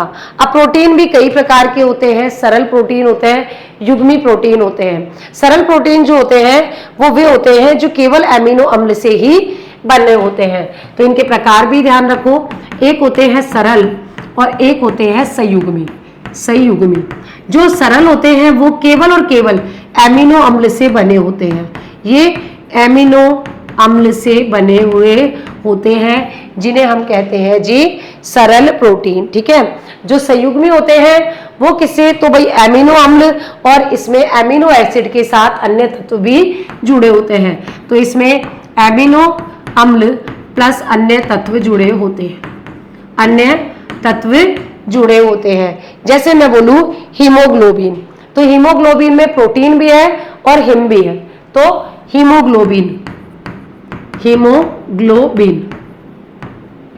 तो इसमें प्रोटीन भी है और हिम भी है, हिम तत्व भी है। और हिम जो है वो क्या है जी, लोह तत्व है, आयरन के रूप में देखा जाता है, जिसे हम क्या कहते हैं जी, हीमोग्लोबिन कहते हैं। लिपोप्रिन, ठीक है, लिपोपिन, तो प्रोटीन और साथ में वसा इसमें जुड़ जाती है, तो फैट जो है वो यहाँ पर जुड़ जाती है, जिसे लिपोप्रोटीन कहते हैं। फास्फोप्रोटीन यानी जिसमें प्रोटीन के साथ फास्फोरिक अम्ल जुड़ जाता है, तो फास्फोप्रोटीन, ये से ध्यान रख लेना। ग्लाइकोप्रोटीन, तो ग्लाइकोप्रोटीन में आपका प्रोटीन और कार्बोहाइड्रेट जुड़ जाता है। ठीक है, तो ग्लाइकोप्रोटीन को लिख दो ग्लाइकोप्रोटीन, तो प्रोटीन प्लस ग्लाइको का मतलब क्या है आपका कार्बोहाइड्रेट, ये इसमें जुड़ जाते हैं और ये कहलाते हैं जी आपके। इसके अलावा एक होता है व्युत्पन्न प्रोटीन। व्युत्पन्न प्रोटीन क्या होते हैं, जो भाई कहीं ना कहीं पेप्टाइड बंधों से मिलकर बने होते हैं। व्युत्पन्न प्रोटीन यानी जो है किसी भी प्रोटीन के भौतिक और रासायनिक व्युत्पन्न के माध्यम से जो बनते हैं उन्हें हम क्या कहते हैं, तो उनको व्युत्पन्न प्रोटीन भी कहा जाता है। तो एक और होते हैं व्युत्पन्न प्रोटीन। वैसे देखो इतना डिटेल में पूछते नहीं है, बट अब थोड़ा सा ध्यान रख लेना प्रोटीन के बारे में। अब कई सारे ऐसे प्रोटीन होते हैं जो हमारे शरीर से जुड़े हुए थे, जैसे हम बोलते हैं कैरोटीन, सुना होगा, कैरोटीन करवाते हैं बालों में भी, कैरोटीन प्रोटीन, तो बाल और नाखून के लिए बहुत होता है ये, बाल व नाखून के लिए कैरेटिन प्रोटीन, आजकल ट्रीटमेंट भी होता है बालों के लिए, तो वो होता है आपका कैरेटिन प्रोटीन। इसके अलावा एक होता है जी मायोसिन, ठीक है, वो मांसपेशियों के लिए होता है, उसको भी ध्यान रखना। प्रोटीन की कमी से दो रोग होते हैं, एक क्वाशिकोर होता है और मरासमस होता है। मरेसमस जो होता है बच्चों में होता है, क्वाशिकोर जो होता है वो जो होता है बड़ों में होता है। तो प्रोटीन के दो रोग भी ध्यान रख लेना। प्रोटीन किससे मिलता है, तो हमें दाल से मिलता है, दूध से मिलता है, अंडे से, मछली, चिकन, ये बीन्स वगैरह खाते हो, इन सब से मिलता है। एनर्जी किससे मिलती है, इसको तो ध्यान रखना, इसकी जो ऊर्जा मिलती है वो हमें मिलती है 4 किलो कैलोरी। 4 किलो कैलोरी जो है वो इसके तहत हमें मिलती है जी कुल एनर्जी। तो एनर्जी भी हमें ध्यान रखनी है। इसके बाद थोड़ा सा ध्यान रख लेना वसा के बारे में। देखो वसा मतलब फैट होती है, चर्बी होती है, आपकी जो स्किन होती है ना उसके नीचे होती है। तो स्किन जनरली हम लोग सोचते हैं फैट टमी पे आती है, पैन फैट जो है जनरली स्किन के नीचे जो स्किन उत्तक होते हैं ना उनमें पाई जाती है फैट। और ये भी किसके बने होते हैं, तो ये भी कार्बनिक यौगिक होते हैं, फैट भी। वसा भी क्या होते हैं, तो आप ध्यान रखना, ये भी कार्बनिक यौगिक होते हैं, कार्बनिक यौगिक होते हैं जो कि CHO के बने होते हैं। CHO कार्बन, हाइड्रोजन, ऑक्सीजन से बने हुए होते हैं। इसमें क्या होते हैं, तो इसमें ग्लिसरॉल की और जो है वसीय अम्ल होते हैं। तो ग्लिसरॉल या वसीय अम्लों के एस्टर होते हैं जो बने होते हैं, जनरली ये यहाँ पर जमा होती है। वसा हमें सर्वाधिक एनर्जी देती है, ठीक है, तो सब सर्वाधिक एनर्जी देती है। हमें इससे कितनी ऊर्जा प्राप्त होती है, 9 किलो कैलोरी। तो सर्वाधिक ऊर्जा यहीं से प्राप्त होती है, वसा से, ठीक है। तो सर्वाधिक ऊर्जा हमें फैट से ही प्राप्त होती है। तो फैट से हमें ध्यान रखनी है, ऊर्जा हमें प्राप्त होती है। ये जो फैट होते हैं ना, इसमें दो चीजें जो पूछी जा सकती है कि जल में घुलनशील कौन से हैं और जो है आपके वसा में घुलनशील कौन से हैं। तो वसा में विलय वाले हैं ADAK। तो वसा में घुलनशील, ये प्रश्न RS प्री में पूछा गया था। तो ADEK, ठीक है। तो आप ध्यान रखना कि वसा में विलय विटामिन कौन से हैं, तो ADEK है, ठीक है। जबकि हम बोले जल में विलय, तो जल वाले कौन से हैं, तो जल में, हाँ बिल्कुल, ये अपने को ध्यान रखना है कि वसा में विलय प्रोटीन कौन से हैं। तो वसा में विलय विटामिन कौन से हैं, ADEK विटामिन। जबकि जल में विलय वाले कौन से हैं, तो जल में विलय, विलय या घुलनशील एक ही बात है, घुलनशील या विलय होने वाले विटामिन, ये कौन से हैं, तो बता दो कौन से बने। एक तो B बच गया और एक C बच गया, B और C, ठीक है। ये अपने को ध्यान रखने हैं। इसके अलावा वसा भी कई प्रकार की होती है, तो वो भी पूछा जा सकता है। संतृप्त वसा, असंतृप्त वसा। तो वसा के दो प्रकार होते हैं, संतृप्त वसा और असंतृप्त वसा। तो प्रकार ध्यान रखना, संतृप्त वसा सैचुरेटेड फैट और असंतृप्त यानी अनसैचुरेटेड फैट, ठीक है। और एक होता है ट्रांस फैट, ट्रांस फैट या वसा। तीन प्रकार की वसा होती है। जो संतृप्त वसा होती है वो अच्छी होती है, ठीक है। अधिक सेवन से आपका कोलेस्ट्रॉल जो है बढ़ जाता है, ये अपने को ध्यान रखना है कौन सी होती है। इसे बैड कोलेस्ट्रॉल या बैड फैट भी कहा जाता है, तो इसको बैड फैट भी कहा जाता है। अगर इसका ज़्यादा यूज़ कर लोगे तो आपके जो है कोलेस्ट्रॉल की मात्रा बढ़ जाती है। इसे ठोस होता है जनरली, ये सामान्य ताप पर, जैसे घी, मक्खन, इनमें। तो घी, मक्खन, नारियल का तेल, इनमें ये संतृप्त वसा पाई जाती है। जबकि अनसैचुरेटेड फैट जो होती है ये गुड फैट होती है, गुड फैट होती है। गुड फैट का मतलब है कि भाई इसमें जो है HDL कोलेस्ट्रॉल बढ़ाने में सहायक होती है। हाई डेंसिटी लेवल कोलेस्ट्रॉल ये HDL बढ़ाने में काम आती है। हृदय रोगों के लिए लाभकारी होती है, जैसे सरसों, मूंगफली, सूरजमुखी और जैतून का तेल। तो ये जो है ये LDL कोलेस्ट्रॉल बढ़ाती है, और ये जो है HDL, ये कथन कारण में पूछा जा सकता है, कोलेस्ट्रॉल बढ़ाती है, ठीक है। ये अपने को ध्यान रखना है। और एक होती है ट्रांस फैट। ट्रांस फैट सबसे ज्यादा हानिकारक होती है। ये जो है हानिकारक फैट है, हानिकारक फैट है। और ये क्या करती है, दोनों चीजें उल्टा करती है। LDL को बढ़ाती है और HDL को घटाती है।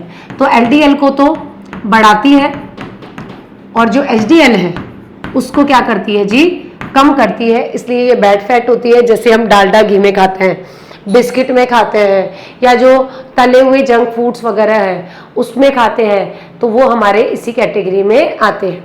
तो ये सबसे बेकार प्रकार की होती है, हानिकारक होती है।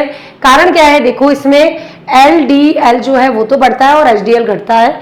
और मोटापा, मधुमेह, हृदय रोग, ये सब इसी में होते हैं। तो भाई जंक फूड्स, केक, बिस्किट, तेल वेल ये मत खाया करो ज़्यादा, क्योंकि यहाँ से दिक्कत हो जाती है, ठीक। तो आपको फैट भी ध्यान रखना है। तो कार्बोहाइड्रेट, प्रोटीन, वसा, ये तीनों हमारे आहार में ज़रूरी होते हैं, और तीनों के बारे में हमने यहाँ पर बात कर ली। अब बात कर लेते हैं विटामिन की, ठीक है। विटामिन, विटामिन शब्द किसने दिया था पता है? विटामिन जो शब्द है वो दिया गया था फंक ने। फंक ने दिया था। ये क्या होते हैं, जैव कार्बनिक यौगिक होते हैं, मेटाबॉलिज्म के लिए अच्छे होते हैं। तो ध्यान रखना, ये जैव कार्बनिक यौगिक है, जो कि शरीर की उपापचयी क्रियाओं को, शरीर की उपापचयी क्रियाएं यानी जो मेटाबॉलिज्म है हमारा, उपापचयी क्रियाओं को नियंत्रित करते हैं, क्रियाओं को नियंत्रित करते हैं। तो मेटाबॉलिज्म को ये कंट्रोल करते हैं हमारे। और ये जो विटामिन है इनका संश्लेषण जंतु शरीर में नहीं होता है, ठीक है। ये जो है विटामिन हमें ऊर्जा नहीं देते हैं, पहले ध्यान रखना, विटामिन से हमें ऊर्जा प्राप्त नहीं होती है, विटामिन से ऊर्जा प्राप्त नहीं होती है। दूसरी एक और चीज ध्यान रखना, विटामिन जो कभी है शरीर में नहीं बनते हैं, ठीक है। तो विटामिन का निर्माण शरीर में नहीं होता है, विटामिन का निर्माण शरीर में नहीं होता है, में नहीं होता है। ये हमें आहार के रूप में लेनी होती है, तो आहार के रूप में लेनी होती है विटामिन्स, ठीक है। तो विटामिन जो है हमें आहार के रूप में लेनी होती है, जो हमारे शरीर की वृद्धि पोषण आदि के लिए आवश्यक होते हैं, हमारे शरीर में बनते नहीं है। विटामिन का दो प्रकार से वर्गीकरण मैंने वही पढ़ा दिया था वसा में, फिर भी इनका वर्गीकरण अपने को ध्यान रखना है। दो प्रकार के होते हैं विटामिन, एक वसा में घुलनशील, एक जल में घुलनशील। तो वसा में विलय, वसा में विलय ये कौन से होते हैं? ए, डी, ई, के। और भाई ये आरएस प्री में पूछा गया है, तो आरएस प्री में पूछा जा चुका है ए, डी, ए, के। ये जो होते हैं तेलीय पदार्थ होते हैं, जल में विलय नहीं होते हैं, वसा में विलय हो जाते हैं, ये अपने को ध्यान रखने हैं। जबकि जल में विलय वाले कौन से हैं? बी और सी। तो जल में विलय वाले हैं बी और सी, इंपॉर्टेंट है, पूछा गया है बी और सी, तो थोड़ा सा विशेष रूप से ध्यान रख लेना। स्टार मार्क करके आरएस प्री में पूछा जा चुका है, तो हो सकता है आपसे भी पूछा जाए। विटामिन काम क्या करते हैं? त्वचा को अच्छा रखते हैं, रोगों से रक्षा करते हैं, रोग प्रतिरोधक क्षमता अच्छी रखते हैं, नियमित वृद्धि के लिए भी आवश्यक होते हैं। कई सारे विटामिन होते हैं, एक एक करके बेसिक बेसिक पढ़ लेते हैं, ठीक है। तो जैसे vitamin A, vitamin A, vitamin A को क्या कहा जाता है? तो ध्यान रखना, रेटिनो, इसे कहा जाता है रेटिनो। ये जो होता है एंटी फर्टिलिटी के भी काम आता है, ये भी ध्यान रखना, एंटी इन्फेक्शन विटामिन भी इसे कहा जाता है। तो एंटी इन्फेक्शन विटामिन, ये रतौंधी, इसी कमी से रतौंधी रोग होता है, ठीक है। ये मैं पहले बता चुकी हूँ, रतौंधी रोग हो जाता है, जो नाइट ब्लाइंडनेस होती है वो इसी के कारण होती है। या बोलो जीरोथैलेमिया, जीरो थैलेमिया, थैलेमिया जो रोग है वो भी इसी के कारण होता है। नाम है जी विटामिन ए, और आंखों के लिए बहुत जरूरी है। बीटा कैरोटीन होता है, दूध, अंडे, मछली वगैरह आदि में पाया जाता है।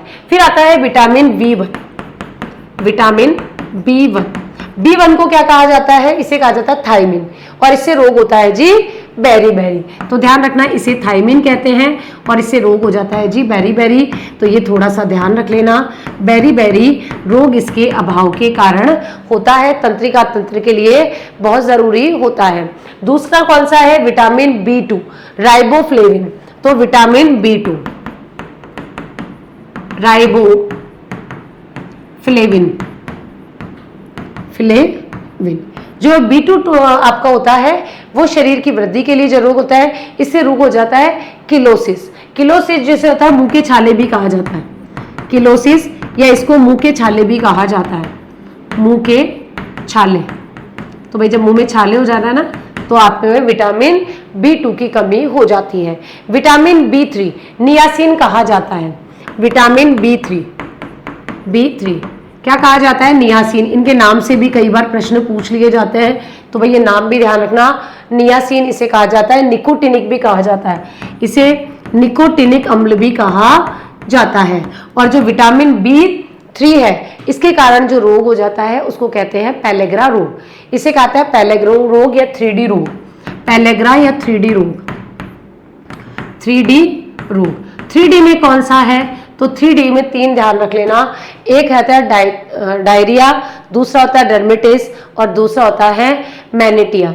ठीक है, तो ये तीनों रोग भी यहाँ पर ध्यान रख लेना कि 3D में 3D का मतलब क्या होता है। फिर है B6, B6 है पेरिडॉक्सिन। ठीक है, तो vitamin B6, vitamin B6 pyridoxine, pyridoxine. ठीक है, तो पेरिडॉक्सिन विटामिन B6 है और B6 से क्या हो जाता है, तो ध्यान रखना एनीमिया, इससे हो जाता है एनीमिया। ठीक है, तो एनीमिया आपको ध्यान रखना है, साइब्रोब्लास्टिक एनीमिया। ठीक है, तो एनीमिया रोग हो जाता है और एनीमिया में क्या होती है जी, रक्त की कमी हो जाती है। दूसरा क्या है B12, साइनोकोबाल्ट, B12, B12 का वैज्ञानिक नाम क्या है, तो इसे कहते हैं जी साइनोकोबाल्टमिन। ठीक है, तो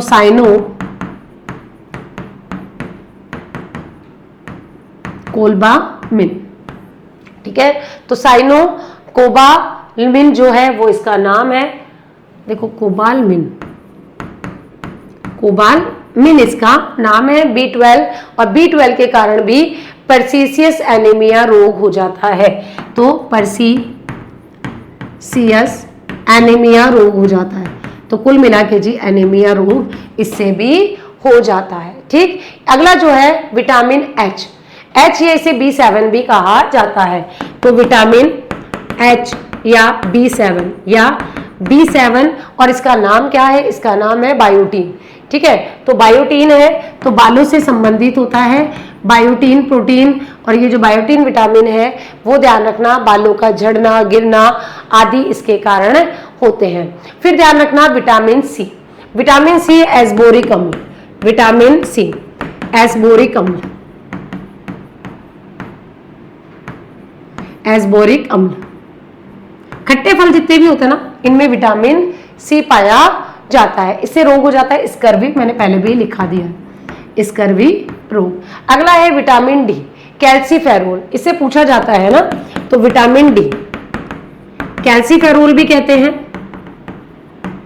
इसे सन विटामिन भी कहते हैं, सन विटामिन भी कहा जाता है। ठीक है, और इसकी कमी से वही रोग जो मैंने बताया था रिकेटस या ऑस्ट्रियोमोलेशिया, दो रोग हो जाते हैं। तो एक तो ध्यान रखना रिकेटस और एक ऑस्ट्रियोमलेशिया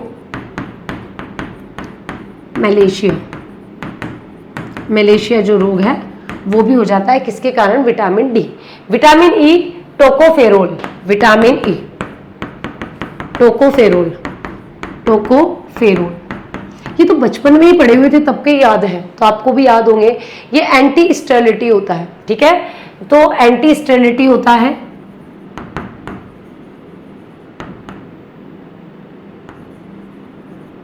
एंटी स्टेरिलिटी होता है, यानी ये तरीके से नपुंसकता के लिए ये काम करता है, जनन शक्ति इसमें काम हो जाती है, इसमें जो है ना बांझपन बढ़ जाता है, तो बांझपन हो जाता है इसकी कमी के कारण। ठीक है, या नपुंसकता जो होती है वो रोग हो जाता है इसके कारण, इसे विटामिन ई कहते हैं। विटामिन के ये है फाइलोक्विनोन। ठीक है, तो विटामिन के फाइलोक्विनोन,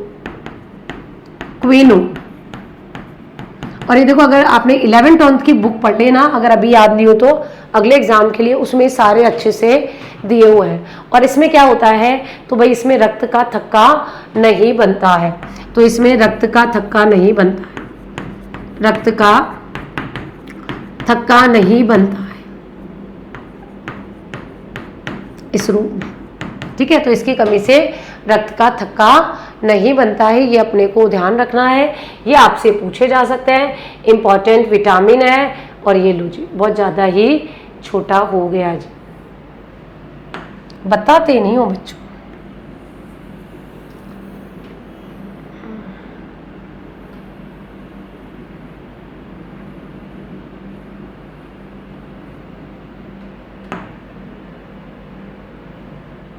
अब ये बोल देता है टू मच ऑब्जेक्ट, 4 ही तो लिए हैं, 3 ले लेते हैं।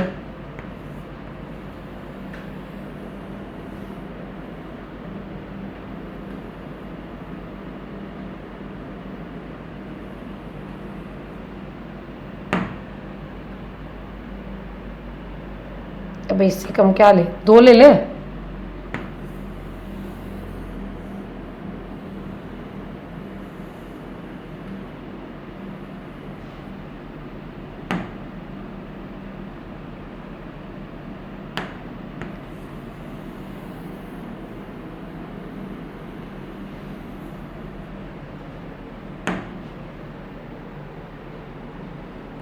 नहीं ले रहे।